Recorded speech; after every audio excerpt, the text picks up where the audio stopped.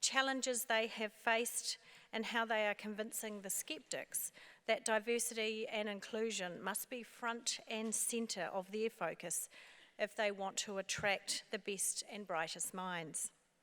Please join me in welcoming our two chairs for the session, Ariana Stewart from Kensington Swan and Rebecca Chenery from Watercare. Thank you.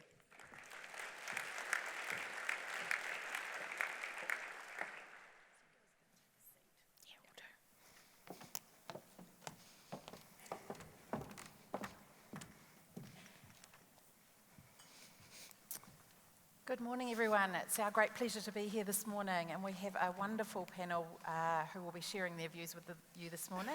So I would love you to join me in welcoming on stage Glenn Cornelius, Managing Director of Harrison Grierson, Andrea Rickard, General Manager of Transport and Infrastructure at Becker, Ralph Fouché, New Zealand Managing Director of Stantec, and Al Monroe, General Manager, New Zealand GHD.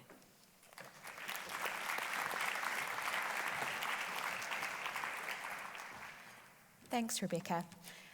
We'd like to turn now to each of our leaders up on stage with us, giving a quick update on the initiatives that each of their companies are driving to lead diverse and inclusive organisations. So turning to my left, sorry. Thank you. Take away. Can you hear me? Great. My beliefs around diversity and inclusion started when I was young. My mother taught me the importance of fairness and having a purpose and putting myself into other people's shoes.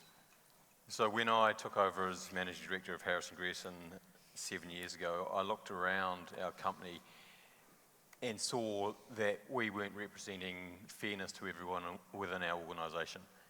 And I wanted to make sure that I left a legacy within the company where we had fairness for people within our company. Because fairness is important and having a purpose is important. And also, within the industry I'm in, engineering, we struggle to recruit qualified and experienced people. And if we just hired people like me, we would then have a very small pool of people to recruit from.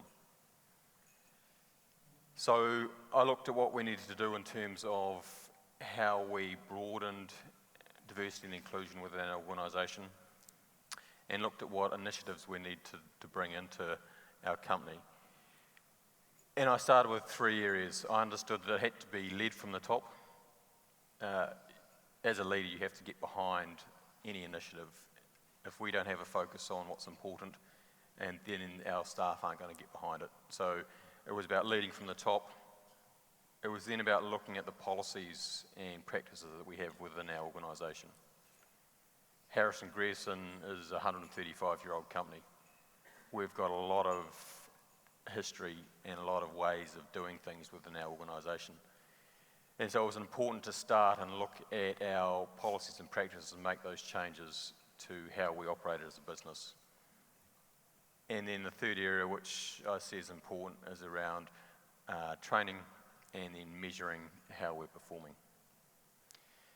So we started initially probably 6 years ago, and we set up a diversity at HG Group.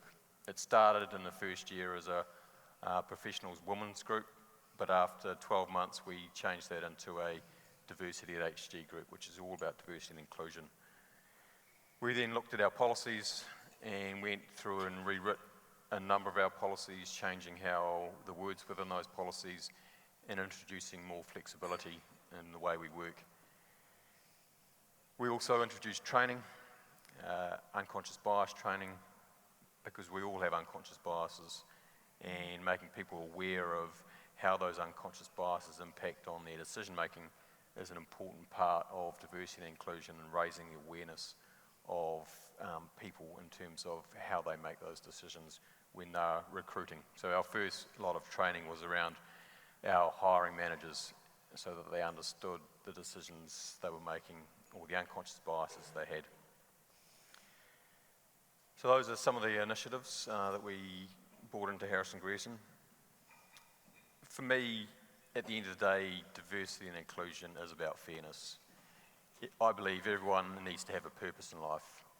And if we're not providing people the opportunity to have that purpose and walk their own journey, then they aren't going to have a purposeful life. So it is about fairness and how we create an environment for people to achieve the most they can.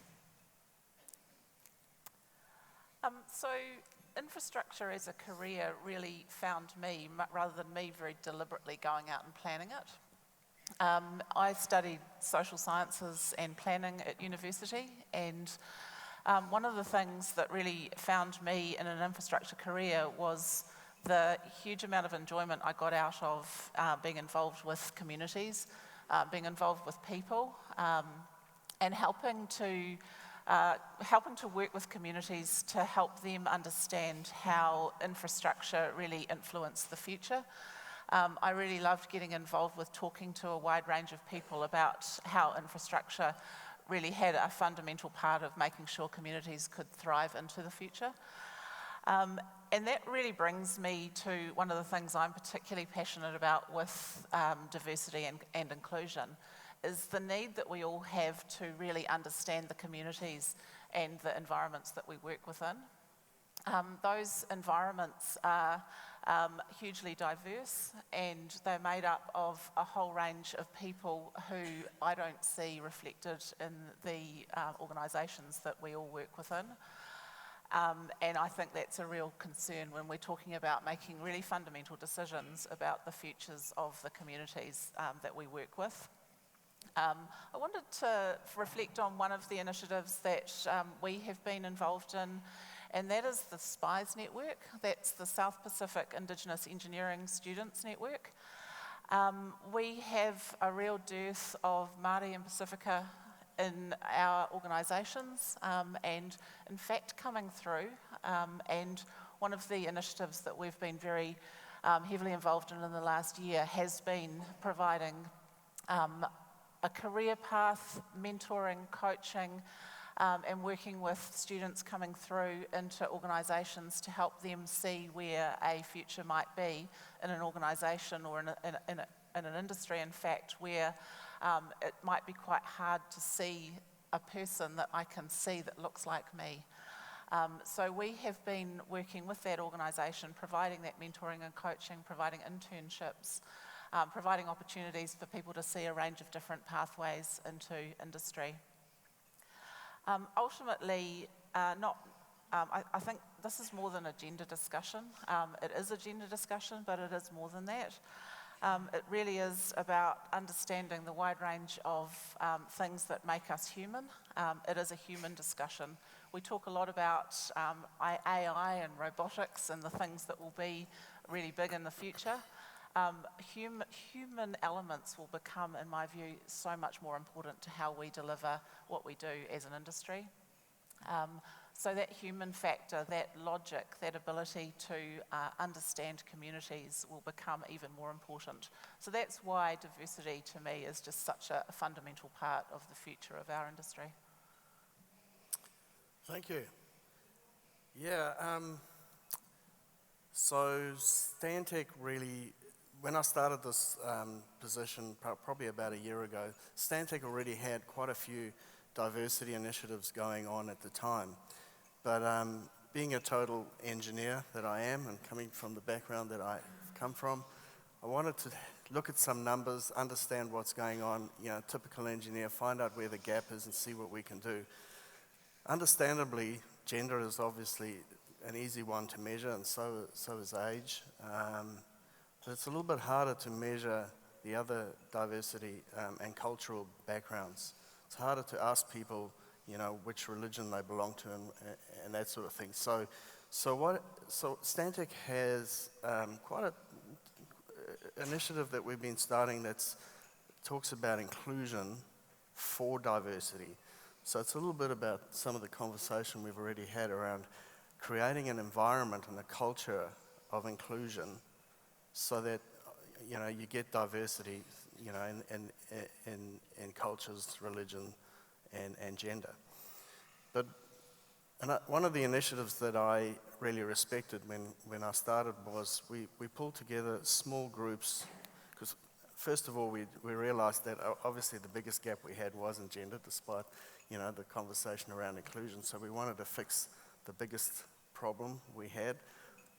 Like most organisations, we have a fairly even number of women joining our organisation at graduate level, but at senior level that really does drop off, and we had a real problem retaining women in senior leadership positions. So we spent some time pulling together small groups of women and asking them what the barriers were in our organisation, being a consulting engineering organisation. And it's fascinating to hear some of the barriers that were in place, and hopefully we've managed to sort out a lot of the easier ones. Some of the more obvious ones were, PPE gear that doesn't fit, or feeling like you've left the organisation when you take some time out, rather than keeping in touch days and those sorts of things, which we've managed to implement. But we still, I think that's the problem, right? We've dealt with what I call the easy stuff and understood what it is that we can do to make careers last a little longer. But what we still need to deal with is the inclusion, the culture, and creating an environment that provides a sustainable, diverse workforce, because that's, after all, the main goal. Thanks, Ralph. I'll just kick off too with my personal story, I suppose. And for me, probably the awakening was actually back in 2007, working on an alliance project, and really understanding, in that case, the value of the gender and age diversity within our management team. And sort of beyond that, and going back into the business, looking at how we could replicate some of that. A bit like the others have talked about and Glenn's talked about. We've diversity and inclusion has sort of been embedded in the business for a fair time. Launched a committee in 2015, but in those early days, I think it was again the focus was more primarily on gender, and it probably sat. If I think about it in the business, it sat under. It was a function almost seen as part of the HR team, and so really part of the maturity for us within the business was a couple of years on. In 2017, we actually started an annual survey of our staff. So really getting feedback from them around, what are we doing well? What are the opportunities to fill the gap in the strategy? At the time, over half the staff responded and really identified some gaps, and there were some around cultural. So 35% of the staff said that was one area. Generational was 38%, and LGBTQI and inclusivity was 18%. And so that was, and then obviously that's quite a mouthful. So we sort of adopted rainbow as terminology for that.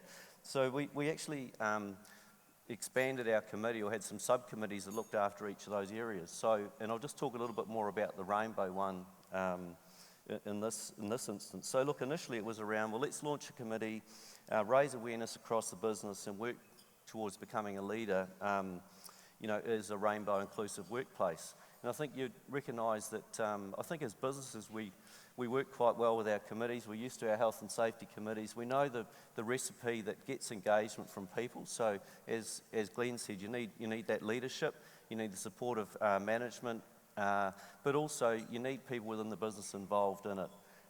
So we also almost already had a bit of a formula. So we actually kicked it off with some sponsorship from myself, but actually the timing was great. It was Auckland Pride in February 2018. So we did presentations around the country to educate people our people about what we're about. And then we actually also presented, so then the committee presented to our management team. So it became embedded into our sort of our business plan for the year going forward.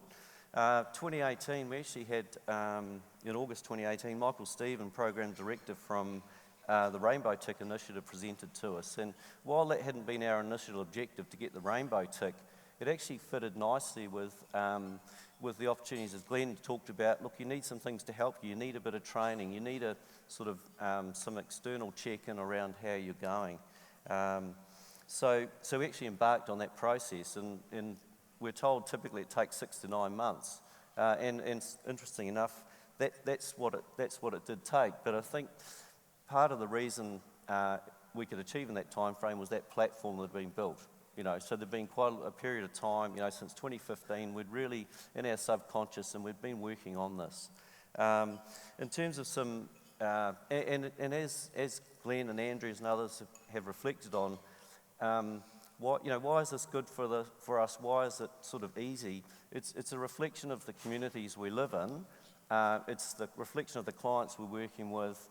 It's, the customers. So it certainly makes sense. And while we've got members of the Rainbow community within our business, it's also, because you could provide that welcoming environment, suddenly, we may not have an employee that is, but one of their family members is and so on.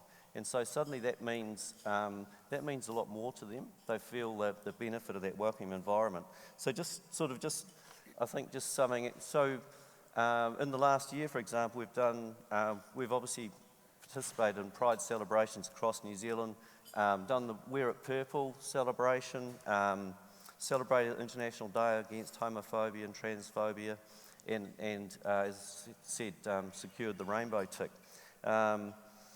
Just in terms of the key elements, as I say, you need a bit of a platform, so it can't be just one particular element. You need to be really thinking about it, the many aspects of diversity and inclusion, and then developing that bit of an integrated approach. Using committees or something familiar with that. That vehicle that our employees are used to sort of working with. The management buy-in and visible support. Surveying our staff, getting feedback, how are the initiatives going? And as Glenn had also referred to, that external training. So again, a key one for us was the unconscious bias training, for example. And then, as was alluded to, reviewing your policies and so on. How do you make it easy for people? And look, that makes a difference when people are looking at you as a prospective employer as well. Thank you all. It's fantastic to hear your views and also what you're doing in your organisations to really bring to life diversity and inclusion. Sadly, even in 2019, we are faced with people who would say, why bother? There are so many sceptics out there that still question the value of diversity and inclusion in the workplace. Can you talk to us about what you are doing in your organisation to get the whole organisation on board, and particularly your leadership teams, with diversity and inclusion initiatives? How are you taking them beyond something that the boss said we need to do? So perhaps if we could start with you, Al. So it's very much led from the front. So as I say, so the leadership team are very engaged. So I sit on the overarching diversity and inclusion committee, but we have other members of our leadership team involved in it. The plans that the committees put forward are presented to our leadership team. So again, we've got that opportunity to have input and critique. So I think it is about walking the talk, and then supporting the committees. Thank you. Ralph? Exactly, Al, I agree with you. It's about walking the talk, and I've found that at the leadership level there is absolutely no issue around wanting a more diverse workplace. It certainly is a mantra that everybody is keen on. What we perhaps, so we too have different groups around, we have Reach at Stantec, and we have developing professional groups, and all those groups have a say at the leadership team meeting, whether it be a presentation or spending the day or two with us during our meetings and quarterly meetings. But I want to challenge us to think about the layer below, the senior level below the leadership team, which have been around for a while and have set ideas around what diversity really means and inclusion. And I guess the challenge for us is to call it out. When we see it, we call it out. We put it right straight away. And I think taking that stance up front is something that would be very, very, I've seen it work very well. I might just pick up on a point you said there, Ralph, about calling it out. And I would totally agree that we've got no issue at the very senior level of our organisation. Everyone is well bought in. But I just wanted to give an example, actually, of calling it out. We had a recent incident, and unfortunately these still happen, of a young woman going out to site and finding that she was subject to some inappropriate comments. She signed into the sign-in book with her phone number and was getting phone calls and text messages inappropriate. There was an inappropriate suitable toilet to sit down on this site. And our chief executive has taken that example and has written up what our organisation has done about that, and that has come out as a blog to the whole organisation. So the question of visible leadership, to me, that is an example of absolute visible leadership where not only the example has been written up, and an appalling example, but what we've done about it. And I think the most fundamental thing that's come out of that has been a real crystal clear realisation for our teams that it is okay to call it out. It's really disappointing to hear that people are worried that it might be a bad thing to do. And I think the visible leadership is we really do see things like that where people know that anyone in any part of the organisation can call it out. So to me, that really is visible leadership. I'm gutted that these things are still happening in the industry, but it's up to all of us to make sure it doesn't. Yeah, I agree 100% there. It is important to be people having the confidence to be able to call it out. We want our people to be safe and trust the environment they work in. And so senior leadership need to be able to make people feel safe. Embracing diversity can be hard, and it can be a scary place. And I know when we first talked about introducing a diversity group into our organisation, there was a lot of pushback from people within the business saying, why do we need to have a group like this? And for me, we had to go around and we had to have discussions and talk to our people about why it's important and explain to them the importance of diversity and inclusion. And sometimes it's a knowledge thing. People don't know what they don't know. And until you explain it to them and explain the importance of having diversity of thought and also the fairness of it. If you put it back to people in terms of fairness, because a lot of us are actually in privileged position. I'm a white male, brought up in New Zealand. With that comes a whole lot of privilege. And when you explain to people in your company about people who aren't like us, because we all come from the same socio-economic group. We may be male and female, but we are all white. We are all from that same demographic. So we don't always understand the differences that people have. And so if people think about that, put themselves in the other person's shoes and think about fairness and how people can actually live a purposeful life. So that's what I think is important. Great. Thanks for that, guys. There's a lot to be said about the wins that each of your organisations have achieved, and certainly we heard that in your introductions and in the answers to that first question. What really has been the most difficult part of implementing a diversity and inclusion program? And perhaps we'll start with you, Andrea. I think time is one of the most challenging things. People expect that you do something and there's an impact immediately. And ultimately, we have to stick at this. This is not do one thing, send some people on some training.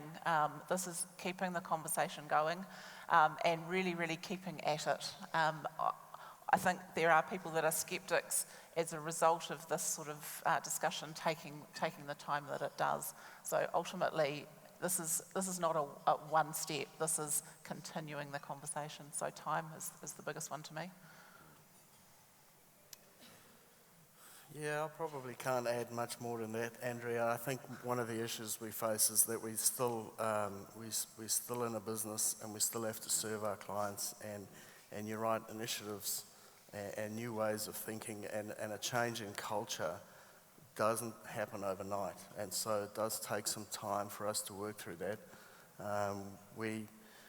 we believe that we're making some progress, but some of the challenges, are really just around changing some of the thinking and behaviour of a small group of people.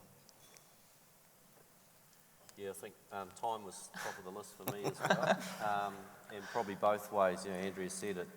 You can't expect it to be overnight, and you also need to create some slack. But I think it's about looking and understanding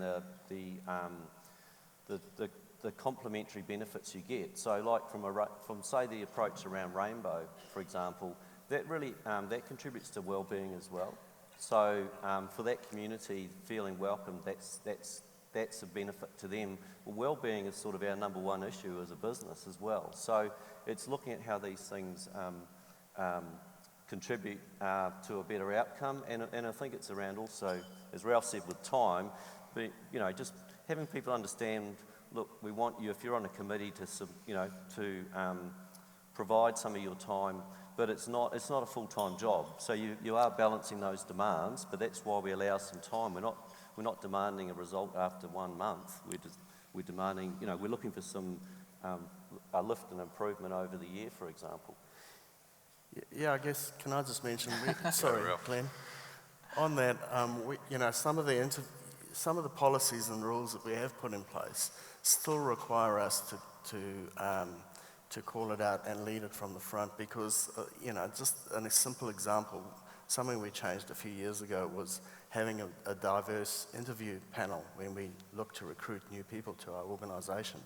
And I must say that, every now and again I find out that that hasn't happened. So, there is a constant, you've got to be vigilant and constant about some of the policies and plans and rules and guidelines that you put in place still need a lot of input. For me, it's more about making it a priority.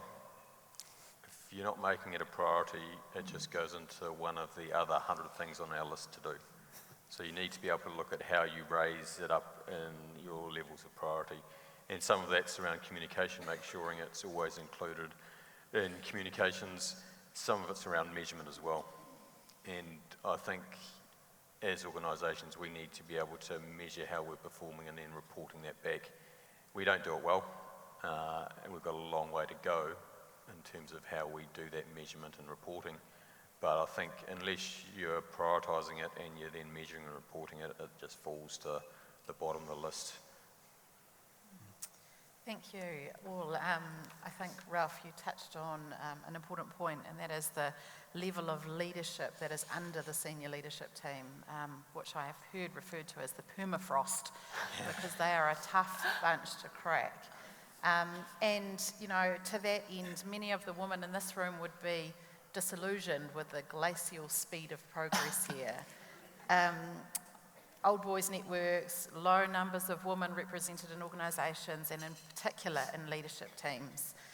What are leaders like you doing to persist, to accelerate change, to create champions of change, and to ensure that diversity and inclusion is not seen as a woman's issue, but rather a talent pipeline issue? What are you doing both within your own organisations, but how are you influencing outside of your organisations? Al? I can start that one if you like.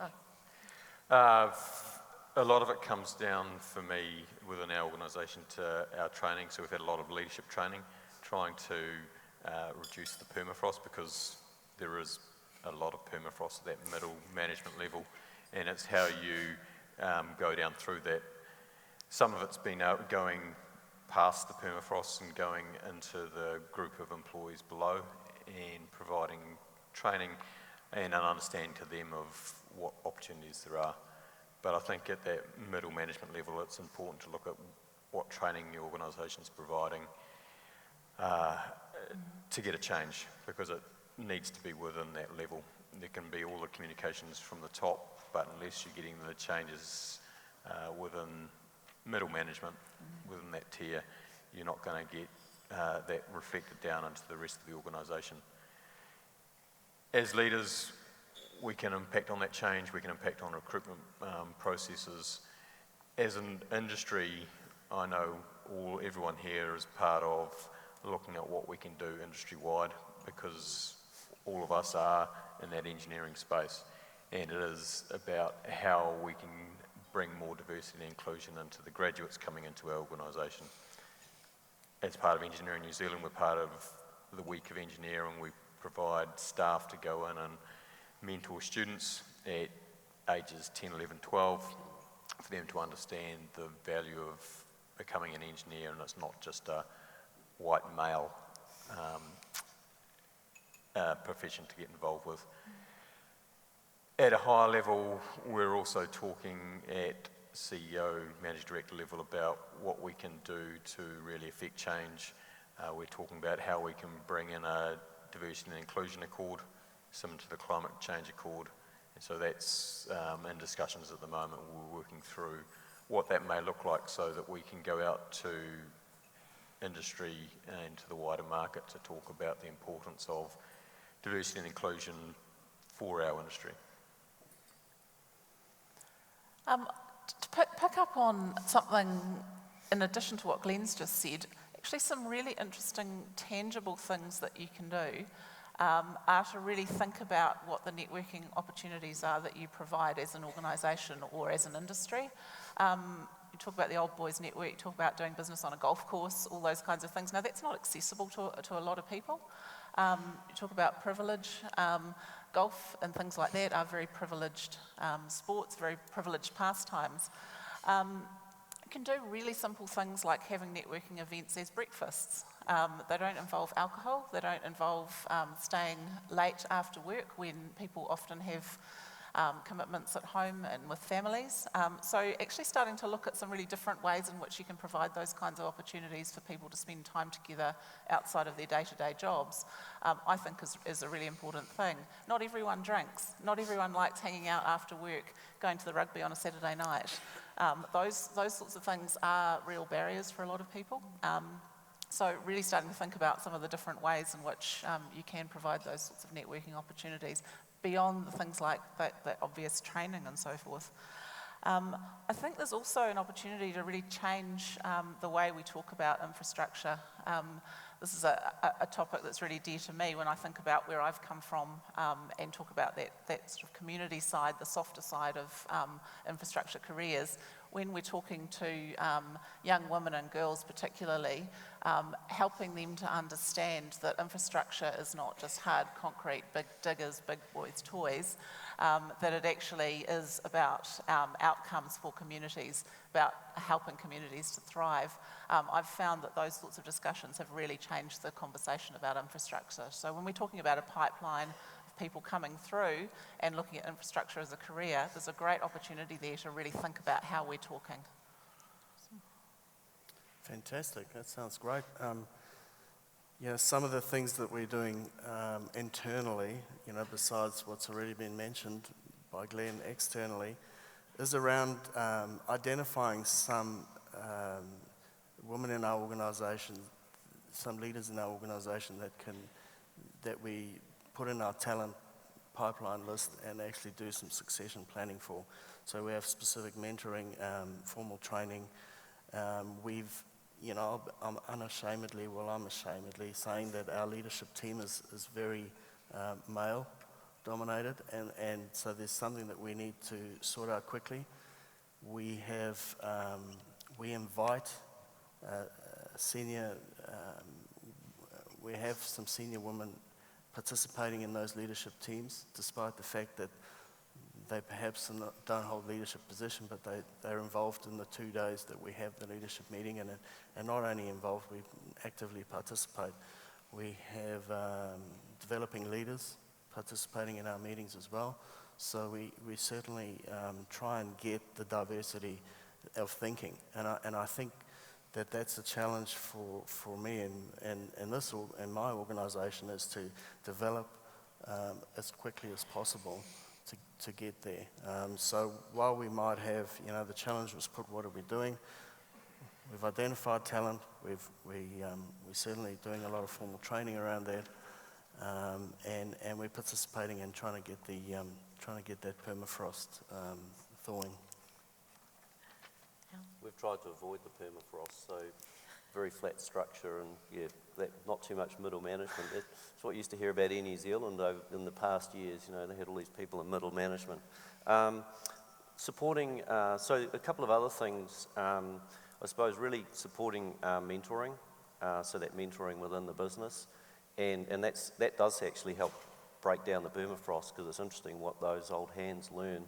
And I recall that was my reflection. Maybe I wasn't the permafrost, but in mentoring some of our younger females, not necessarily engineers, but other parts of the business, there was some stuff that very much that reverse mentoring works. And it wasn't about IT, but was, say, maybe around business development. Some of the ideas, God, I could grab some of that for the business. Encouraging leadership externally, so on boards, be it Wood in New Zealand, or be it on other external organisations, again, are a great, a good opportunity. So we're encouraging that.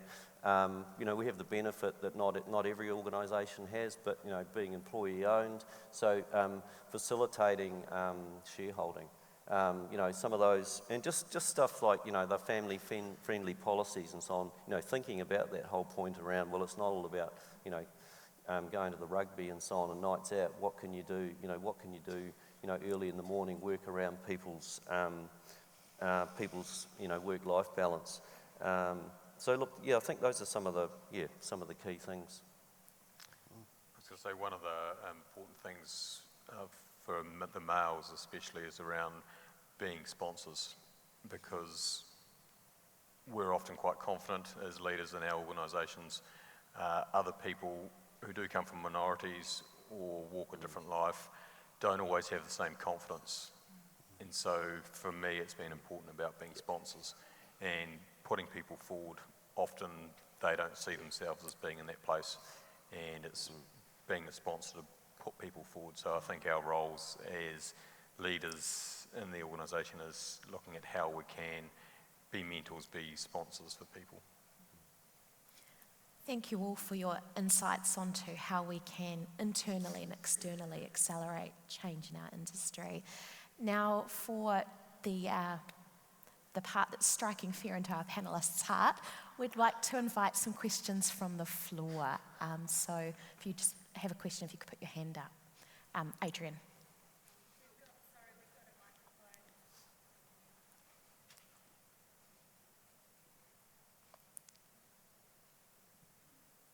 So I had a question, and it touches on the statement actually that Glenn just made about confidence. Encouraged to see that there's a whole lot more men in the room, but there's still a lot of women in the room, and you've commented, Glenn, on the fact that people often don't exhibit confidence, and I think a lot of the women in the room would consider they do, but that isn't recognised. So I'm really interested in understanding from the panel how you see that lack of confidence manifesting, so that our women can try not to do those things, so that they do get regarded as leaders. I can kick that off. For me, if we bring it down to gender, it often is males do have more confidence to put themselves forward for roles or for positions where they may or may not be able to do it. Whereas what I see females doing is seeing the reasons why they shouldn't be putting themselves forward. And I've got a number of examples in my organisation where I've put forward and pushed forward some of our females into roles who they thought they had no chance of being in. And looking from the outside, myself looking at them, they were perfectly suitable and perfectly qualified to be that person, but they didn't have the confidence internally, even though they were successful leaders within our organisation. So some of it's internal. Andrew, you might be able to... Look, I'd say from my own perspective, I'm incredibly lucky to have a group of people that I can go to when I'm not feeling confident, and have a conversation which will really give me some confidence to go forward. So I think it's really important to say that sometimes you might look confident, actually you're under the water, and it's incredible to be able to have that great group of men and women that I work with who I can have that conversation with. And you only have that by having that sponsorship. You only have that by knowing that you have a safe place to go. And so I think it's incumbent on all of us to make sure that we are an ear for people, that we are providing people with the knowledge that not everyone is actually as confident as they look, and it's okay. I agree, wholeheartedly. I guess it's just like any, when you look at inclusion in any leader, in any group, that you're looking for a whole range of diverse views. So, despite the fact that there may be some gender imbalances, but you're also looking for, the MBTI profiles to be diverse too. So, you certainly want a diverse group of people in leadership positions. So, I agree with everything you've said around having the right people there, but also perhaps others helping and mentoring and sponsoring very, very capable people that should be promoted. So, I think that's a challenge for every business. It might have been the subset of the people. So I was mentoring a number of females in the business, and what I'd find each time, so we had an annual performance review basis, and often I'd be finding they were really understating what they'd achieved, or weren't recognising what they'd achieved in a year. So again, it was around just that bit of self-promotion, I suppose, and being comfortable sort of, just reflecting on what you've done, and actually there's an awful lot, you've developed, there's a lot of leadership being shown, for example, over that period of time. And I think, otherwise it's around also understanding from an MBTI perspective, also around how people respond. So there are those people that, have the answer straight away. There are the others that need the process, but actually they provide the really, really insightful inputs often to a discussion. So it's understanding, equally as leaders, what our audience are and finding the opportunity for then people to contribute. Thank you. We do have time for a few more questions. So if I turn to this half of the room, has anyone else? I see there's one. Maria.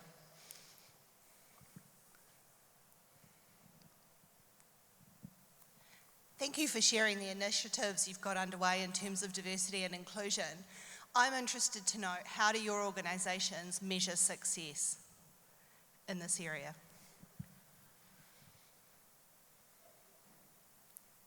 Good question. It's a great question. Yeah. Look, success to me was seeing something like the email the blog that I talked about earlier, going out to our whole organisation. So success is that there's visibility, that this discussion is not something that's happening at management level. It's not something about measuring numbers and statistics, although that would be great as well. It's actually that visible leadership and seeing our chief executive calling out a behaviour that is unfortunately still occurring in this industry and making it a conversation, making it something that's a day-to-day discussion. Also, we talked about doing an annual survey. So part of it is success for us is how people respond and feel that are we making progress in this space? Also, I think part of it around building momentum around it and being proud of what we're doing. So I'm really excited what we've done in the Pride space and Rainbow. And look, as a business, we're up for a couple of awards at Diversity Works Awards. So it's actually, if we do come away with that, it's fantastic. If we don't, it's great we've been recognised, and it's sort of helped lift the whole awareness. So I think it's a combination of things. Yeah, I'd just add to that. You feel great success and a real moment when you see an award nomination like that going in. We've got one going in for the SPIES program, and there's a video that goes with it, and it was one of those moments, almost brings a tear to your eye, up to your eye, having some of the people who've come through a program like that talking about the experience they've had. And so, we've won already, whether we've won or not. Yeah, and we're the same. We've got Diversity Works Awards coming up next week. But it is about seeing that tangible change, and some of that does come down to being able to measure that. I'm an engineer, so we like to measure things. But it is about change. It is about seeing that visible change and seeing how people are changing and enjoying their work and their life more. So that's how you go about measuring that. I know there's a lot of discussion on measurement. Do we set targets? Do we look at how we measure things, and what do we measure? And so that's an ongoing discussion, I think, that as an industry we need to be having on how we do measure success. I agree, Glenn. That's probably something that we should talk on, because as I mentioned before, as an engineer, I like to keep score. I like to have numbers. So of course we have the numbers, and we have an unequal balance of talent, gender, females in our talent list, because of the fact that we have a catch up to do, a gap to get through. We have an unequal training talent list that go through formal training, but at the same time, I think as leaders we should listen, keep our ears open. As I said right at the beginning, I certainly got a lot out of getting feedback from small groups, letting us know exactly what it is that's holding them back, and understanding some of the simple things that we can do around, attitudes on a construction site. So, I think we should continue to listen, take that feedback, and really do something about it. Do something tangible and lead the way. Sarah. Oh no. Just wait for the mic to come to you.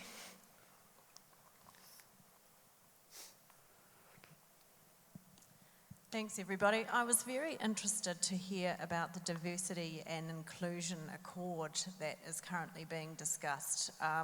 Engineering New Zealand has been very proactive with the diversity agenda, which is what you're all involved in. They're looking at taking that to the next level, to a Diversity and Inclusion Accord.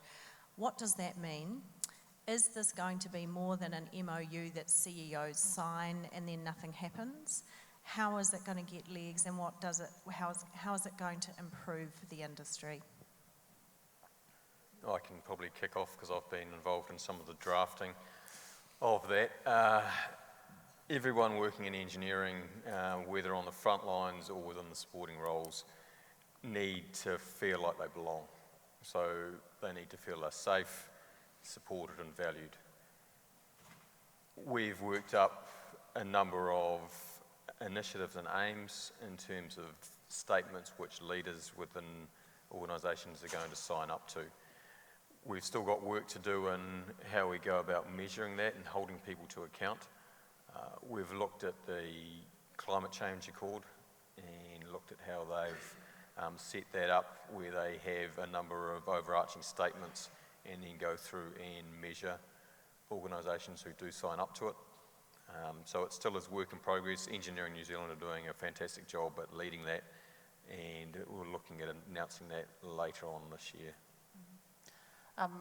Just picking up on that, I'd be really interested and love to have a continued conversation about targets. I think targets can be perceived as providing less opportunity. This is not about a pie. It's about opportunity for everybody. And so I'd be really interested to hear other people's views on targets and whether we actually need targets. It's not an anti-man thing. It's about opportunity for everybody, and it's about being really overt about that. Sure. I can't add much more to what Glenn's added about the Accord, but it certainly provides something to hold on to and commit to. So, it's certainly something that we've been actively involved in supporting, and we're very keen to see it come through.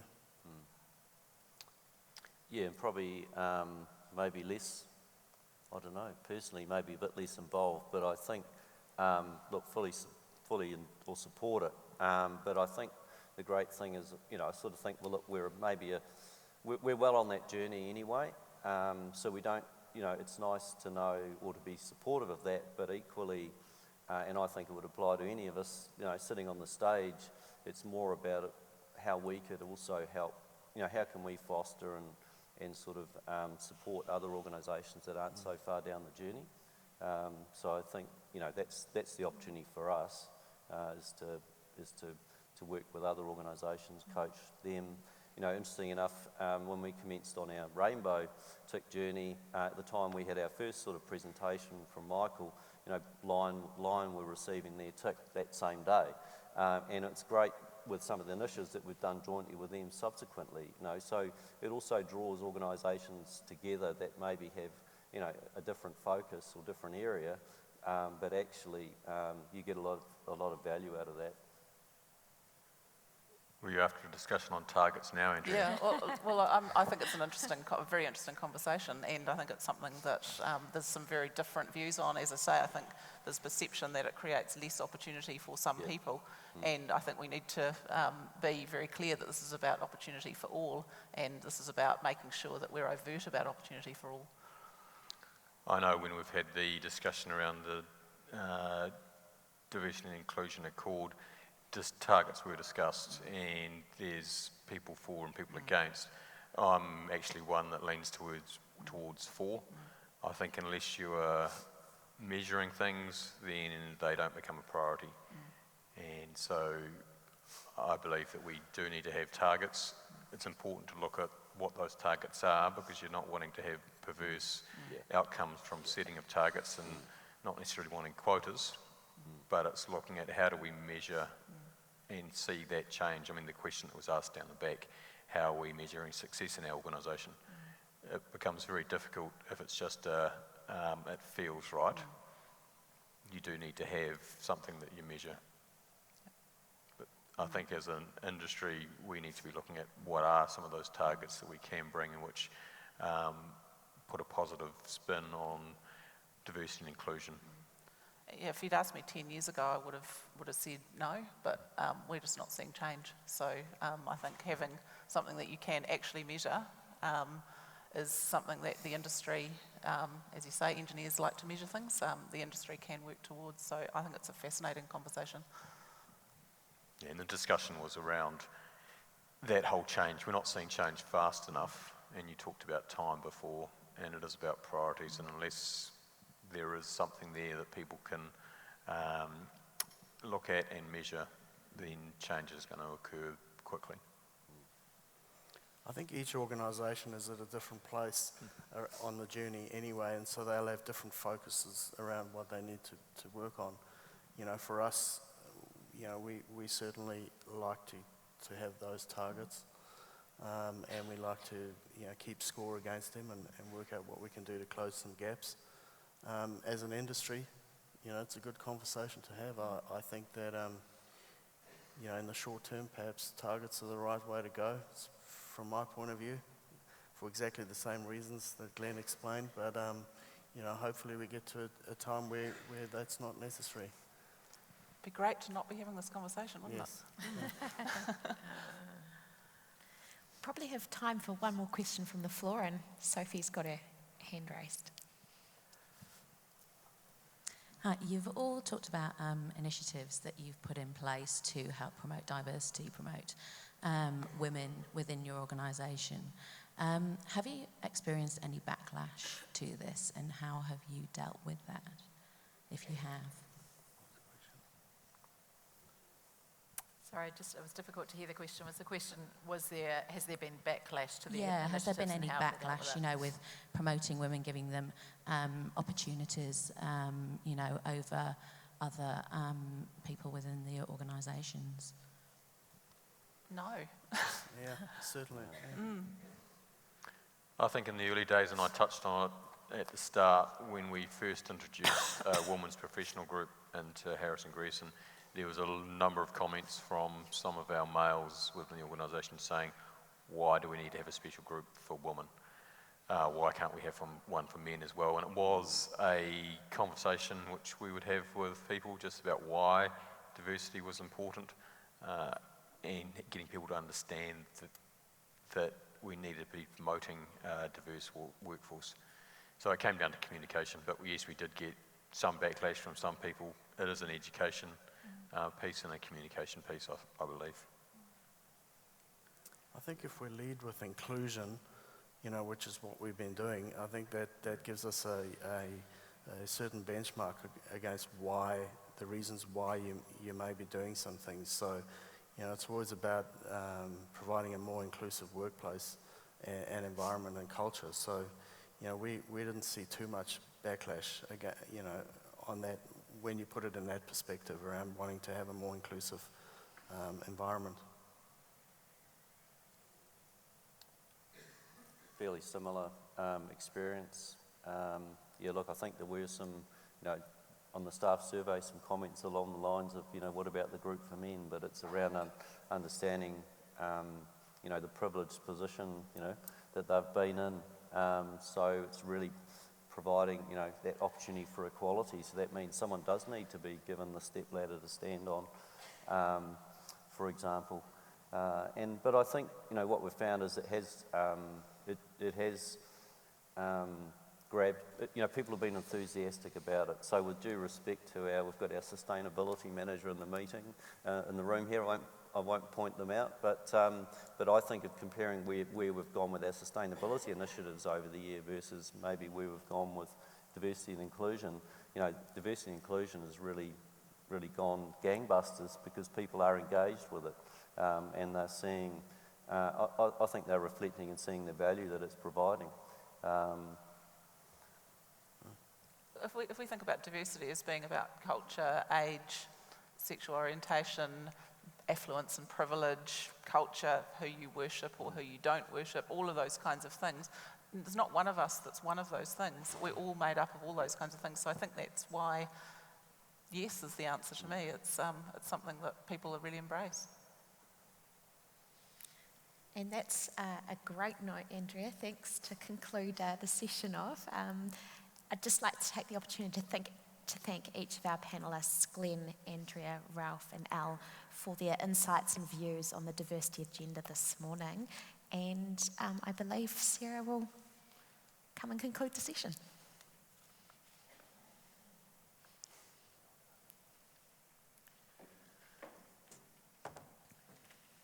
Thanks very much, panel. They're a brave lot up here, but without them, without our allies, I think it's going to be really hard to move the dial. So it's fantastic to hear some of the initiatives that you're leading today. A couple of final announcements for me before we wrap up. Enjoy your breakfast. The plenary session is now open, so perhaps around 20 past, you might want to head next door and grab a great seat. This year, for the first time, WIN, in partnership with Diversity Works and the Diversity Agenda through Engineering New Zealand, is hosting a booth at Building Nations. If you're a Building Nations newbie, or if you're feeling a bit overwhelmed by it all, head down to the very end of the corridor, have a chat to the WIN team, watch the videos, complete the survey on the iPads to go in the draw to win a free diversity and inclusion workshop for 20 people to the value of $5,000, sponsored by Diversity Works. So make sure you get all your colleagues who are here to do that as well. Some of you may have selected WIN table seating for the gala dinner tonight, so we hope you enjoy meeting new members of the network. That's a wrap from me right now. Enjoy your breakfast. Enjoy meeting some new people at the very beginning of Building Nations 2019, and please join me in thanking our co-chairs and panellists.